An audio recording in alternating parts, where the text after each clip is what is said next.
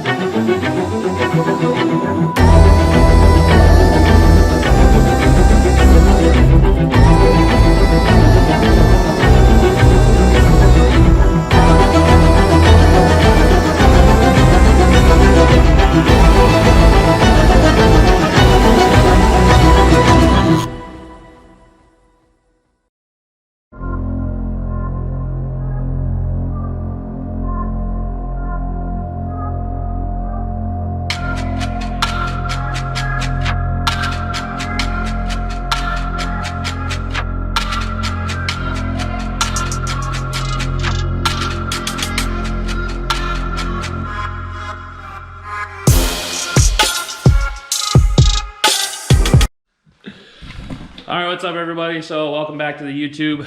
Don't mind the messy ass garage. I've been going hard in here lately. Update on the Brainerd situation, BIR, Map Performance Proving Ground. I'm not going to be going. Had some shit come up, not going to be going. It is what it is. So anyways, the time being, we're going to work on the J some more. So I'm going to do that front valve adjustment it needs. I have a new fuel pressure regulator because after driving it around, I've been having fuel pressure drop.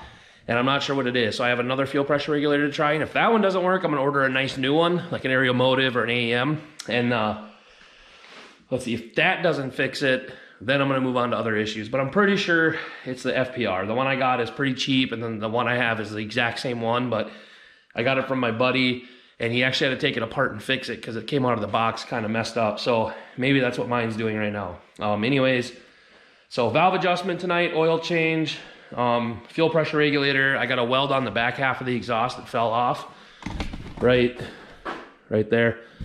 I had a band clamp on it, but it hit the garage concrete backing out, so I'm gonna fully weld that on tonight.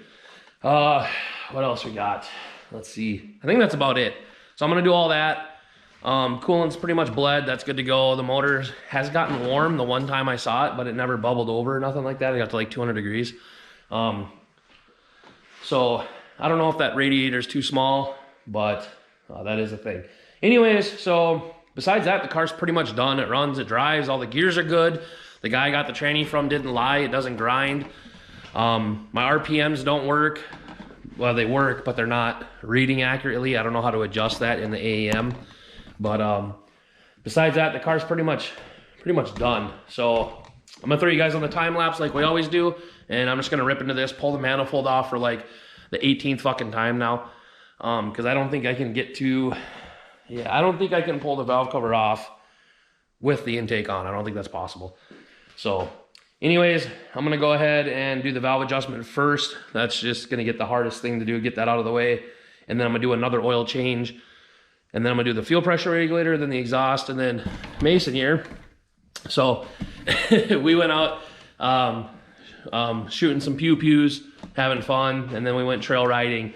On the way home, we were in the side-by-side. My wife was driving with Mason in the back seat, and he had to jump really hard. He kind of smoked his head on the bar, so he got a little fucked up and like punched the bar with his forehead, but it's all good. He's not dead.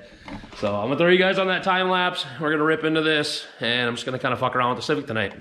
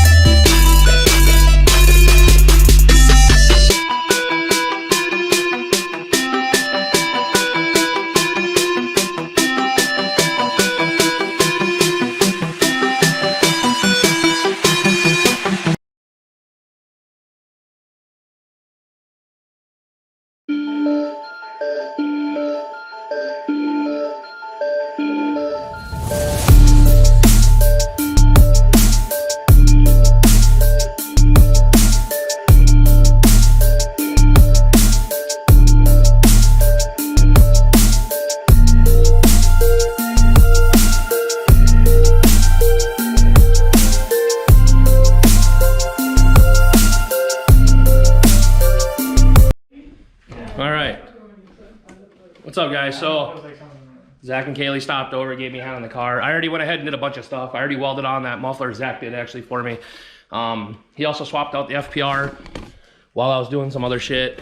And then we finished up the valve cover the valve adjustment lash on the front head. I didn't record it because the battery died and I just didn't swap it. But the car's all back together. And then we got some activity at the neighbors. There's like 4 police cars out there, or 3 or something. So let's see if we can get a little sneak peek for the cami.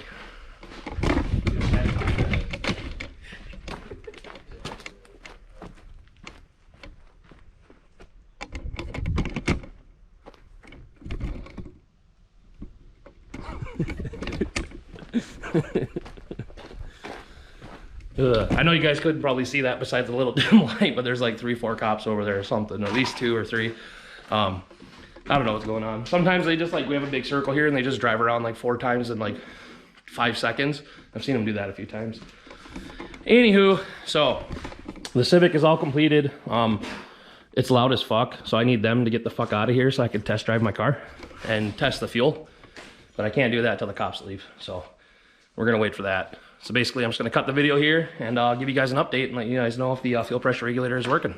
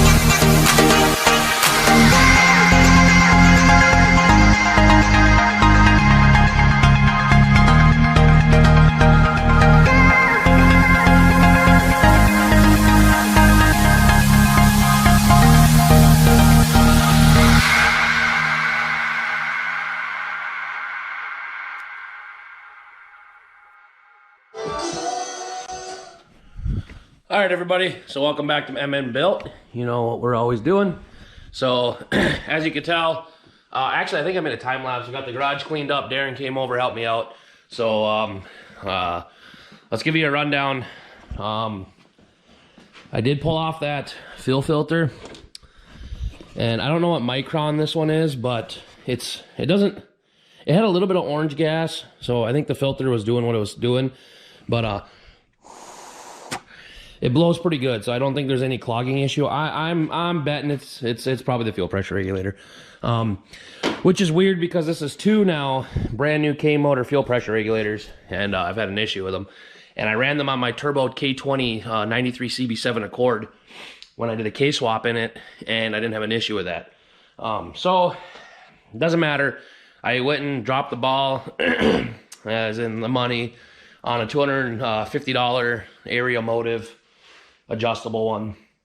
So that's what we're gonna try that. If that doesn't work, I won't be mad because it's still a more quality unit than these K motor ones, and then I have like a pump issue or something, which I already checked the little gas line from the pump to the housing, and that wasn't leaking. So I'm actually really hoping it's a fuel pressure regulator, because otherwise I don't know what the problem is, where I'm just dropping fuel pressure. So with that being said, the car's pretty much done besides the fuel pressure. We have a guy local to us. His name is PC Tuned. I know he ain't gonna watch this video, but anyways, I've been kind of messaging with him. He's gonna do a remote street tune on it, and then when I add on the other application, which we're about to get into, he's gonna follow up on the tune. That other application is, if you watch my TikTok, you already know, we're going boosted in the J. So let me introduce you to my new turbo.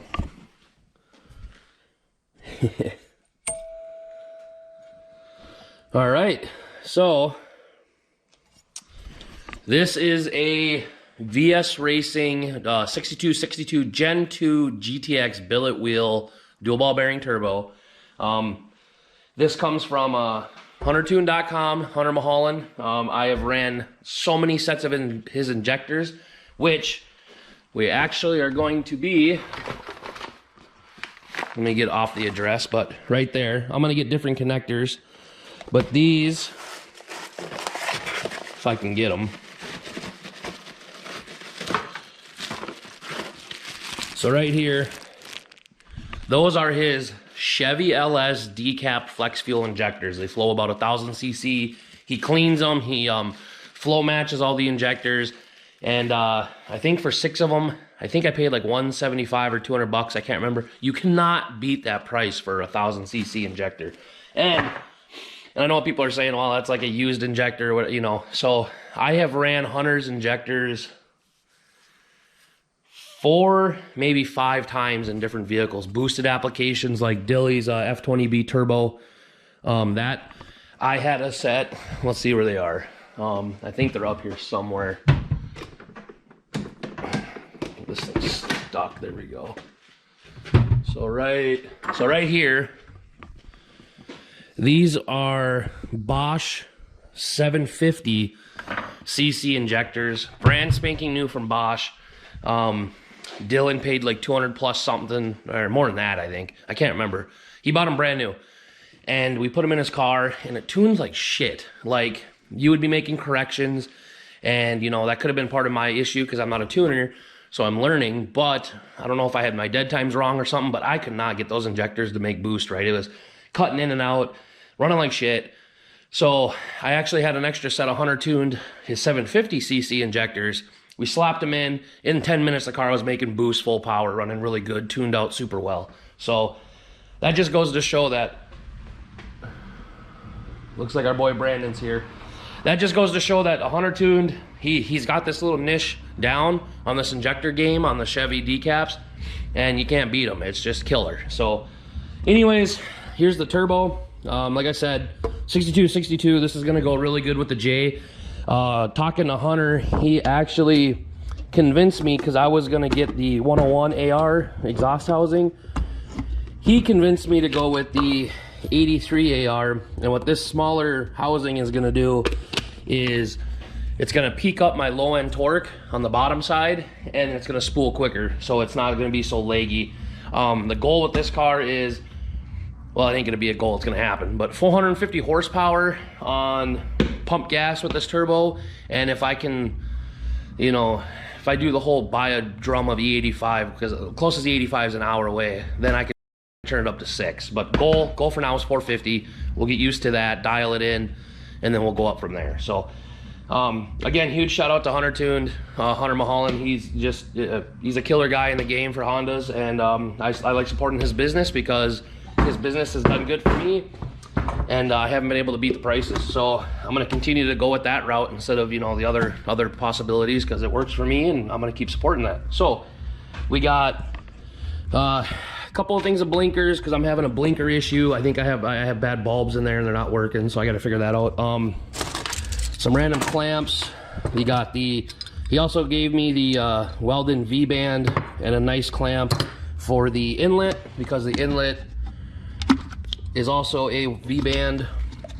That's 2.5 inch. The exit is a 3 inch. He gave me another Weldon V-band and hooked it up with a nice clamp, not the cheap one. If you know what these are, you know what these are. I'm always putting LEDs in clusters because I love them. We got here's some, what are these, Russell? No, Mr. Gasket. Anyways, these are the adapters for this fitting here. So this fitting to that goes to the turbo feed line, which goes to the turbo, which goes to this fitting right here that they also supply with the turbo, which is killer. Here is that tiny little block off I was talking about, the fuel pressure regulator in my previous videos. So we can get rid of that ugly ass shit. We have the plug, the proper one for that. So we got that as well. I went with a universal intercooler kit. With my power goal, I don't need to be spending $1,000 on an intercooler kit. So this cheap intercooler kit's gonna do the job just dandy. I got my U's, clamps, straights, 45s, 90s. This is all 2.5 inch intercooler piping. This should be well what I need for my goals for 450 for now. We got a Glow Shift, Glow Shift brand new boost gauge. I already have a boost gauge installed, but I actually stole it from Dylan's hatch, so I owed him one. So we went ahead and bought him a brand new one, because obviously that's what you do. So we got that for him. We also got I use these as a bung for the oil pan. I actually don't weld in a bung. What I do is I drill 2 holes in the pan, and then I bolt this on, and then drill out the center with a 1/2 inch bit. And then I bolt this in with gasket maker and the gasket. And I did that to my K20, Dylan's F20B, Turbo B20 VTEC. Whether it's a steel pan or aluminum pan, I have done that, and not a single time have I had a leak. On a GSR, I had a welded in bung, and after a while, I don't know if it cracked or something, or there was a pinhole, but it was leaking. So ever since I started bolting on the drains, I've never had an issue. So that's what we're gonna do.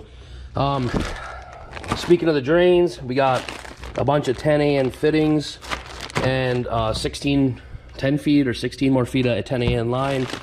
I actually already have everything I need for the drain, but you can't have enough of this. This is that cheap shit off eBay. I've used it without leaks.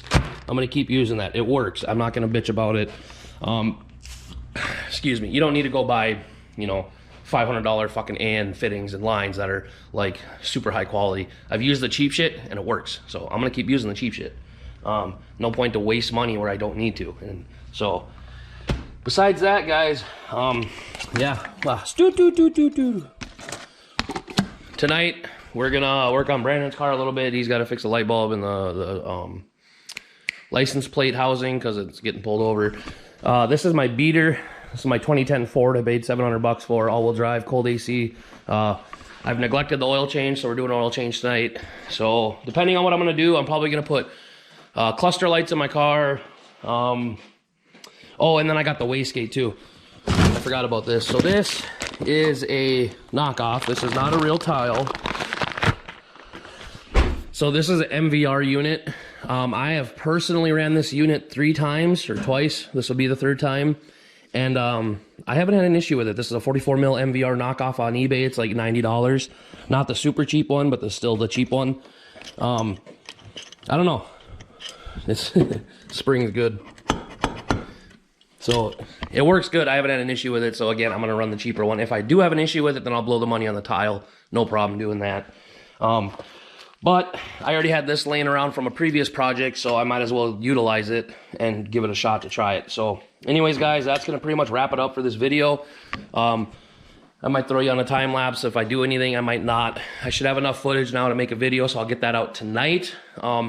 So let's see. If I don't time lapse anything else, this is going to be the end of the video. I really appreciate you guys liking the videos and commenting and shit. Our view count's really low, but we're steadily going up just a little bit at a time. And, you know, 1 or 2 subscribers a day or something like that, that's huge to me. I don't even give a shit. So thanks for watching MM Built.